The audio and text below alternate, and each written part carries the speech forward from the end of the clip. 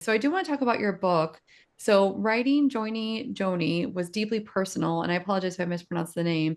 How did the process of writing the book shape your own healing and understanding of soul communication?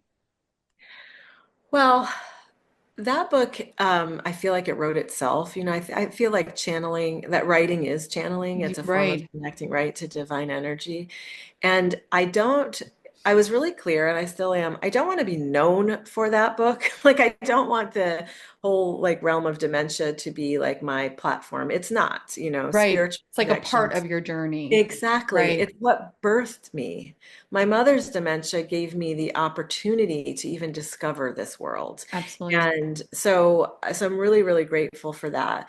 But the book is very practical, it's honestly more from it's not clinical in nature, Hmm. but it's from a clinical perspective of if you want to maintain a joyful relationship with your loved one who has dementia, don't do this, definitely do Yes. this, right? Yes. It is shocking the things that you need to do when you're working with somebody that has dementia that people just do not Yes, realize. we don't. Yeah. And we come from the perspective, like the biggest thing that people tend to do, myself included, is if someone who has dementia or any cognitive challenge says, like, let's say it's Saturday now, and they think it's Tuesday, and they say it's Tuesday, and we want to correct them. Yes.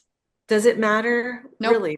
Right? It doesn't matter. Yep. And all of these corrections we make are communication breakdowns for them, Absolutely. right? Because nobody likes to be corrected.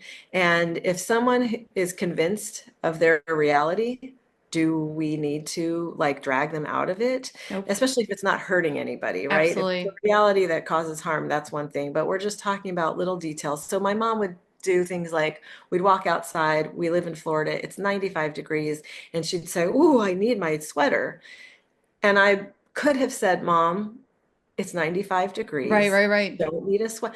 But I would just go inside the house and get her the darn sweater. Right. Because why risk, like something we have to repair, Hmm. a communication breakdown that we'll have to repair. Just get her the sweater. She's going to start sweating and she'll take it off and it'll be Absolutely. fine.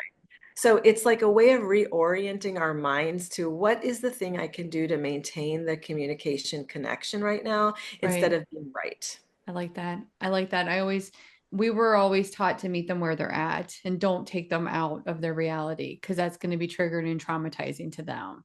I don't need to Right. argue with you about what day of the week it is. Does it really matter? Exactly. Like, it doesn't Exactly. matter. Yeah, that's why the title is Joining Joni. Oh, I Joni like is my that. mom. And this, if you want to walk with someone in their Hmm. journey, and I do encourage everybody to walk with their loved one Right. rather than ahead of them, then you want to join them. You want to stay connected. And that's what the book is about, how to stay connected Nice. so that when their journey is complete, you don't have regrets. I like that.